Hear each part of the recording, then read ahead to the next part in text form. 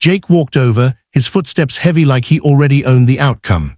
His friends, laughing hyenas dressed in varsity jackets, trailed behind him, eager for the show.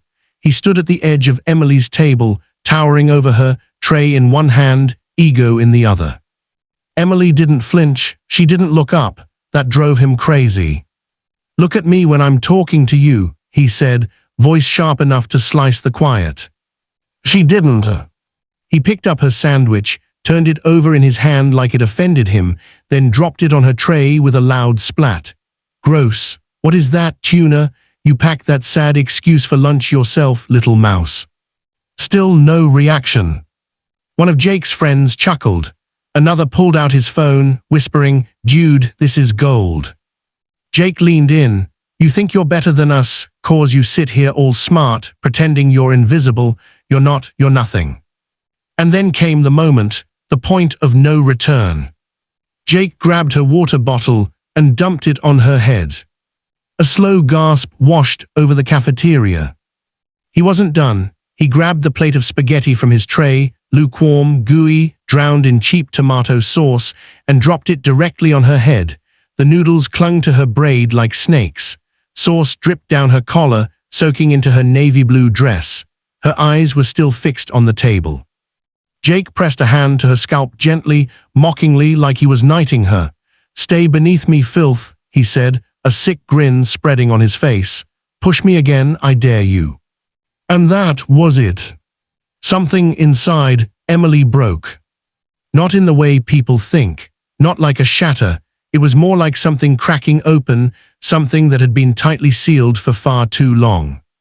She stood slowly, quietly, and when she turned to face him, her spaghetti-soaked braid sliding off her shoulder, her expression was calm, controlled. Jake laughed. "Oh, what now, you gonna cry?" Emily didn't cry. She moved. In one precise, fluid motion, she gripped his wrist and twisted, so fast, so expertly, that Jake didn't even register what was happening until his knees buckled. She stepped around him, locked his arm behind his back, and dropped him to the floor with a force that echoed across the room. Jake screamed, loud. Phones were already recording. Someone spilled a drink in the rush to move back. Chairs clattered as people stood, shocked. Jake's arm was bent back, and Emily was kneeling beside him, her eyes burning, not with rage, but with clarity. "Apologize," she said, her voice low but steady. Jake grunted, trying to squirm free. She applied just enough pressure to make him gasp. "I said apologize." "I'm sorry," he shouted. She let go. He scrambled back like a dog kicked in the ribs, clutching his arm, staring at her like she'd turned into a completely different person. And maybe she had. Emily turned, brushing wet noodles off her shoulder, and calmly sat back down. She opened her book like nothing had happened. Security arrived 2 minutes later. The videos hit Snapchat, TikTok, Instagram, and even Twitter before the hour ended. Within the day, Quiet Girl Snaps was trending locally. By the next, it had spread. But the school didn't just react with shock, it responded. Because the truth started pouring out. Emily was Jake's first victim. He'd been bullying kids for years. Humiliating, intimidating, pushing boundaries like he believed he was untouchable, and in many ways he was. Until now, teachers came forward with stories they were once afraid to report. Students lined up at the counselor's office.